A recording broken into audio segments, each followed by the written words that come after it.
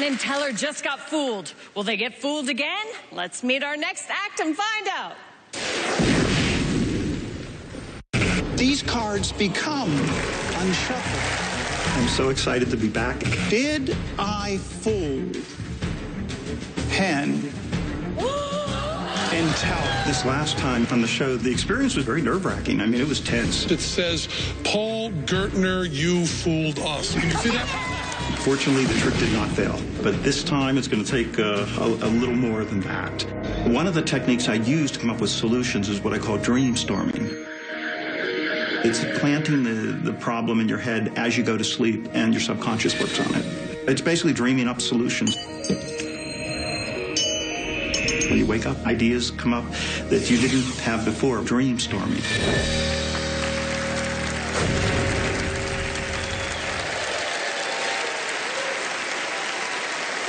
Historians will certainly remember our next magician. Fool us virgins, let me introduce you to Paul Gertner.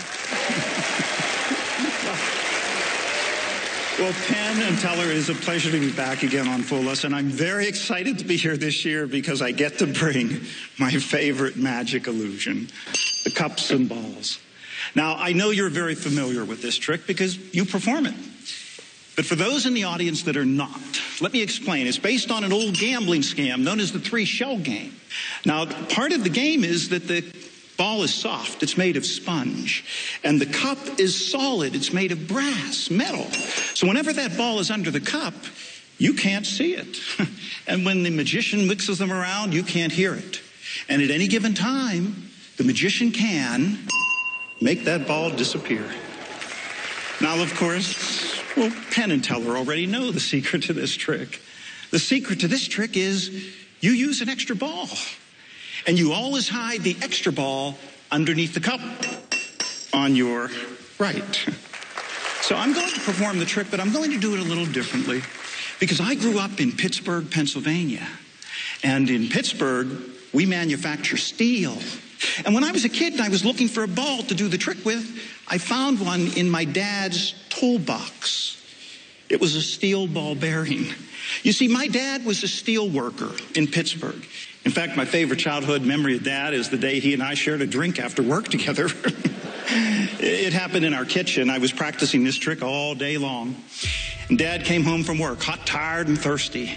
And I said, Dad, would you watch my new trick? And he says, oh, okay, but first I need a drink. And he went to the refrigerator and he poured himself a cold beer. And then he set a glass in front of me and he poured me a Coke. And once Dad and I had our refreshments, well, I got a chance to show him this trick. But I was a kid. I didn't know you were supposed to do the trick with a little sponge ball. And I put Dad's steel ball under the cup and I mixed them around and I said, Dad, where's the ball? And of course, he knew immediately. And pretty soon I figured it out, that you can't fool anyone with a steel ball and a metal cup because of the element of sound, unless you could cause the sound and the ball to disappear and travel over here inside your pocket. Now, that's what it looked like the first time. I'll do that again. This time, Allison, I'll let you take a guess. If you watch the ball, take a guess. Which cup do you think I just slipped that ball under? Which one? Well, no, look, I'll explain, Allison. Remember, you always hide the extra ball underneath the cup on your right.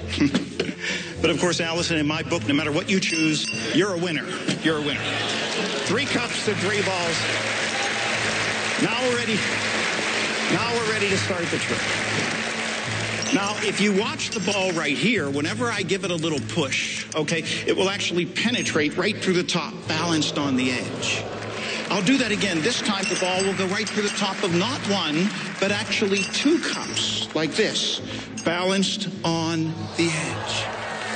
But I want everyone to know exactly where the balls are. So whenever I place a ball under a cup, I'll give it a little shake and you'll hear it under the cup. Okay, and here we go. Ball number 1, under cup number 1. Ball number 2, under cup number 2. And ball number 3, under cup number 3. And if I take 2 of them invisibly, and I set them on the middle, and I give them a little tap, you see now, these 2 are empty, because they've all come together in the center. Thank you. Thank you. But you know, it is the end of the trick. And when I do this at trade show exhibits, this is the part that gathers the biggest crowds, so watch closely. You see, I actually take the ball out from under the cup, and I say to somebody, watch, I'll remove one ball from the game, like this. And then I put it in my pocket. And then I say, look, if I remove another ball from the cup, Penn, how many would that leave underneath the center cup? One. Just one, I think? Yeah, just one. But if there's one there, you see there's another over there, and I'll show you how the trick is done. You see, I never really put the ball in the hand. I never put it in the pocket. But while everyone's watching the pocket, I actually can slip the ball under the cup, and it looks like it was there all the while. But if I really get rid of it, Allison, this time take one last guess. How many balls do you think are underneath the center cup?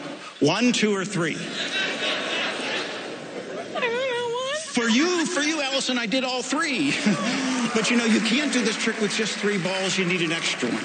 And Allison, where did I say we always hide the extra ball? Right. Exactly. Underneath the cup on the right. But there's another extra ball right over there, and they're both pretty big, and they're both solid and pretty heavy, but underneath the center cup is the biggest one of all, because there it is. No, that's not it. That's the biggest one. But I can't figure out where it comes from. Thank you. Thank you. Oh, Penn and Teller.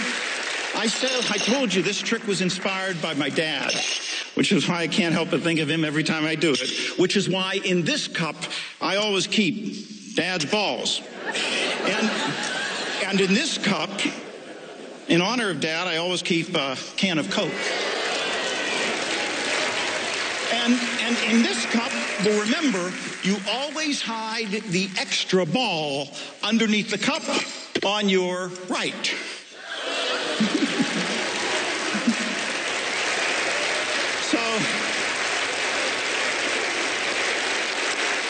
So, Dad, wherever you are,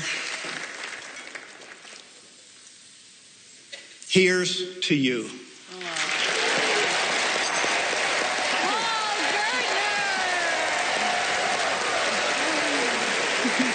Man, you got balls. For many years. Gosh, just think, like, okay, I've fooled Penn and Teller. I'm done. But you just have to try it twice. Well, this was my favorite trick. Yes. And it's just a treat to come and just do the cups and balls for them. Yeah. And I just couldn't do just the cups and balls. I had to throw a little kicker in. So, yeah, you seem to specialize in kickers. Yeah, well, I think all magic should have that. I mean, that's what magic's all about. It's about having that little moment at the end where someone thinks the end is there, and then all of a sudden, boom, you hit them one more time. Wow. Okay, time to see if they got it. Penn, Teller, what do you think?